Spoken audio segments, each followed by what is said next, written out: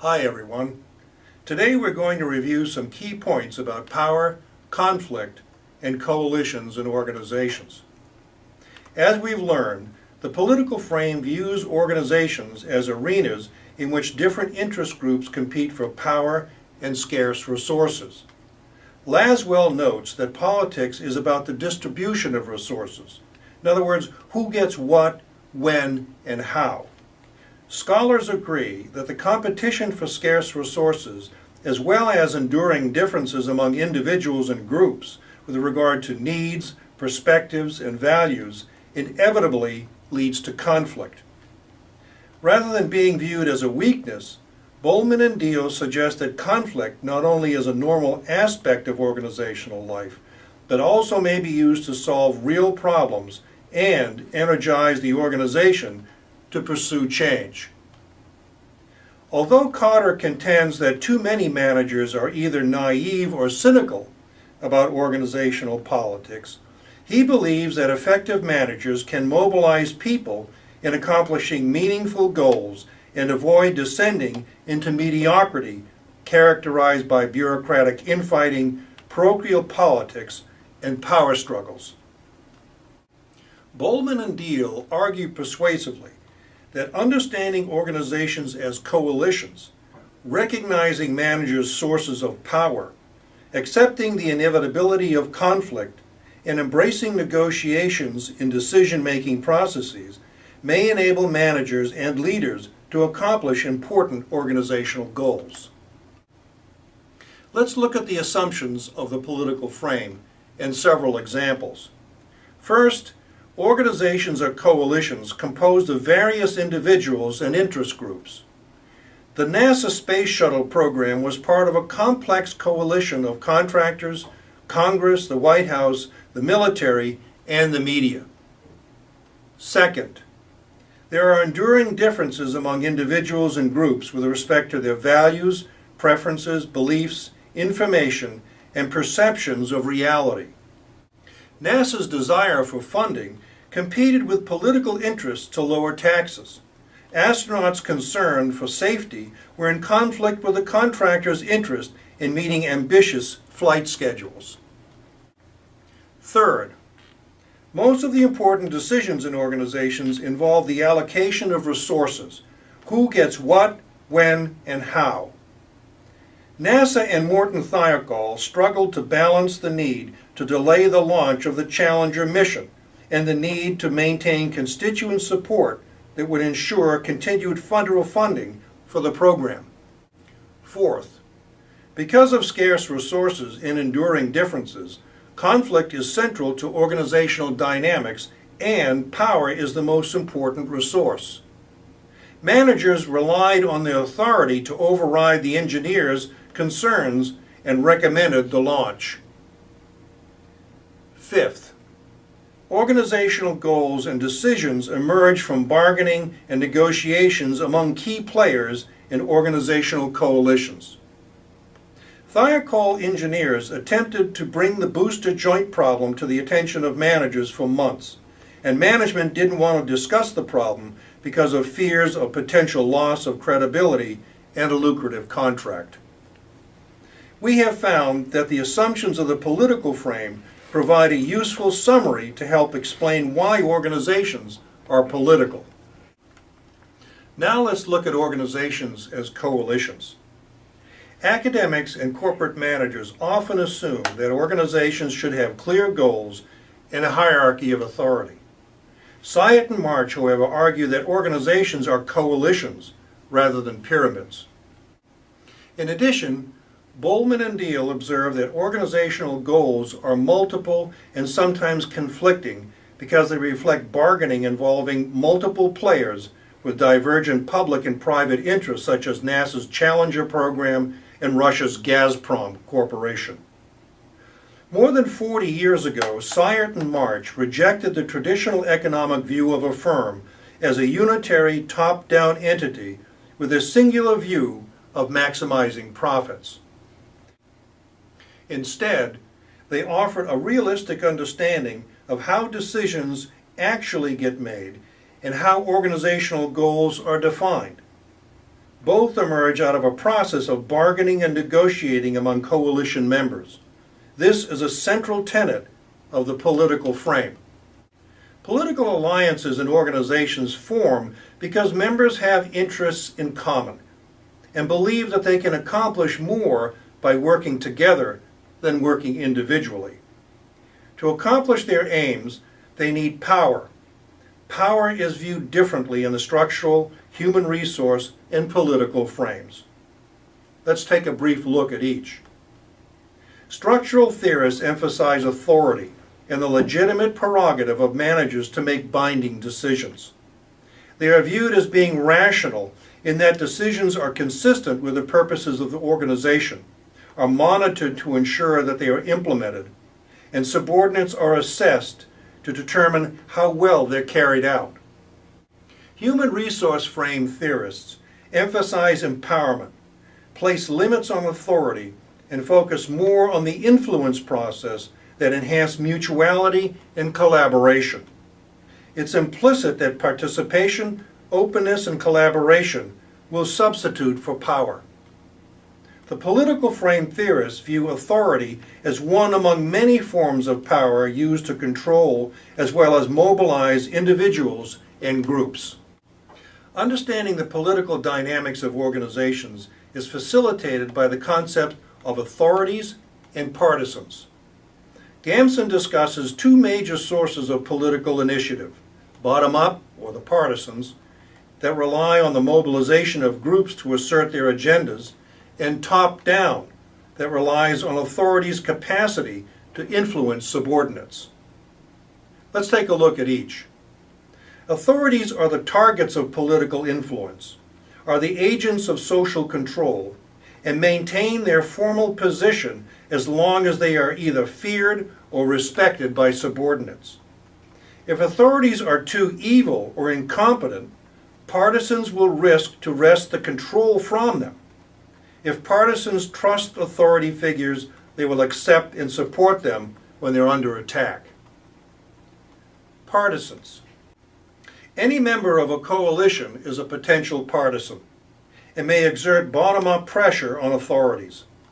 Dissatisfaction may lead to long-term mobilization of opposition to existing authority, such as industrial trade unions and the civil rights movement of the 1960s, or more rapidly, as was the case in Eastern Europe and in China. As we've learned previously, French and Raven described a wide array of sources of power that may be used by both authorities and partisans, including position power, or authority. An official position in an organization will confer certain levels of legitimate authority, including the president, the principal, or the superintendent. However, it is seldom adequate to do the job. Effective managers and leaders understand the need to address the power gap. Control of rewards. The ability to deliver jobs, money, or political support brings power. Coercive power. The ability to constrain, block, interfere, and punish brings power. Information and expertise. Knowledge is power. Those who have expert knowledge can solve problems and have power, including IT experts, marketing experts, and others. Reputation. Reputation builds on expertise, and influence flows to individuals with a track record of prior accomplishments. Personal power, or referent power. Individuals who are attractive, socially adept, or have charisma, energy, and vision have power because people respect them and want to be like them. Alliances and networks. Having the capacity to get things done by working with and through others, such as building and cultivating ties with friends and allies, brings power and is a highly desirable attribute of effective managers. Access and control of the agenda. A byproduct of networks and alliances is access to decision arenas. Individuals who are at the table have their interests addressed more often than those who are not. Framing or controlling meaning and symbols. Establishing the framework within which issues may be viewed is important. Opinion leaders may shape meaning, articulate myths that express identity, beliefs, and values that may convince others to accept and support things that may not be in their own interests. Organizations and societies differ in how power is distributed. For example, in an overbounded system, power is highly concentrated and is characterized as having top-down control, and politics and conflict are tightly regulated, as was the case in Iraq under Saddam Hussein. When power is highly regulated, ethnic, political, philosophical, and religious differences are forced underground. In an unbounded system, power is diffuse and everything is loosely controlled. They are characterized as having weak authority and chaotic decision-making processes which encourage conflict and power struggles. An example of this is Iraq after the invasion and collapse of the old regime. Another example is when Glasnost took the lid off the Soviet Union. It resulted in an outpouring of debate and dissent that caused the collapse of the old order. Conflict is viewed differently in different frames. For example, in the structural frame, organizations are guided by goals and policies set at the top by managers and emphasize social control and norms of rationality. Conflict is viewed as a problem that interferes with the accomplishment of organizational purposes. A hierarchy of authority is employed to resolve conflict, and bosses tend to say, if there's a problem here, you're it. In the human resource frame, conflict is viewed as a mismatch between the needs of the people and the organization, and considerable importance is placed on leaders' capacity to manage interpersonal and group dynamics. Conflict is viewed as an organizational illness that must be healed. In the political frame, conflict is viewed as being a natural and inevitable condition that emerges from differences among individuals in groups. The political frame allows real issues to emerge and values confronting conflict directly. Conflict is not a problem or a sign that something's wrong.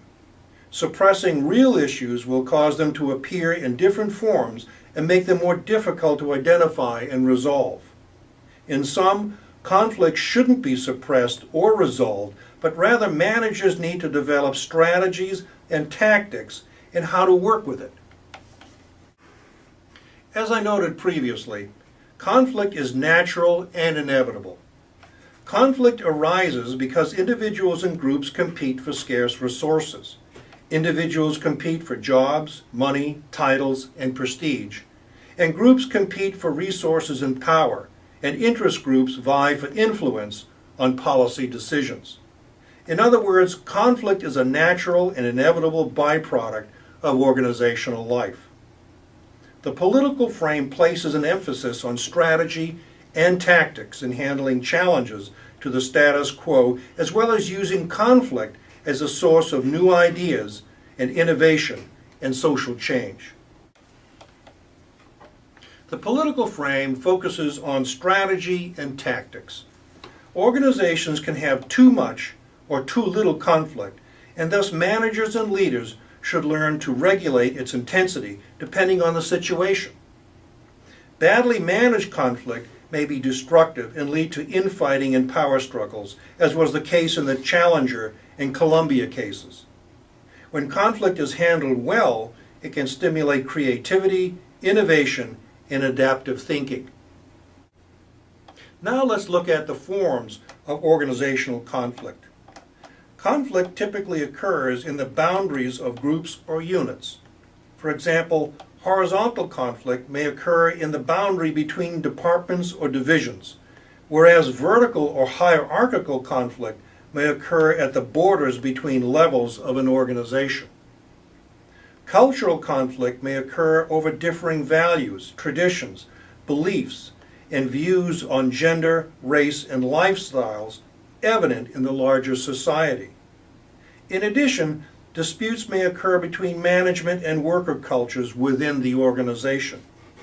The most important challenge to managers is to recognize the nature of conflict, manage it using negotiating skills and alliances that enable the organization to move forward. Notions of power, self-interest, conflict, and political games are often accompanied by images of dog-eat-dog corporate jungles that are unregulated and brutish places where value and ethics are irrelevant. Recent corporate ethics scandals have reinforced widespread suspicion that managers are morally challenged.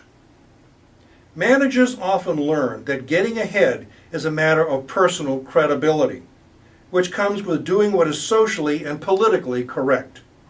Although the notion of correctness is deeply embedded in the organization, both managers and organizations need to develop constructive ways to engage in the political game. For example, constructive politics may ensure that although assessments of individual performance are subjective, they are not destructive. And advancement depends on doing good work rather than what is politically correct. Organizations can't eliminate politics, but they can influence the kind of politics they have. In conclusion, the political frame sees a very different world from the traditional view of organizations. Traditional organizations are hierarchies run by legitimate authorities who set goals and manage performance. In the political view, organizations are coalitions whose goals are determined by bargaining among multiple contenders. Although politics can be nasty and brutish, constructive politics is possible and necessary for organizations to be effective. Thanks.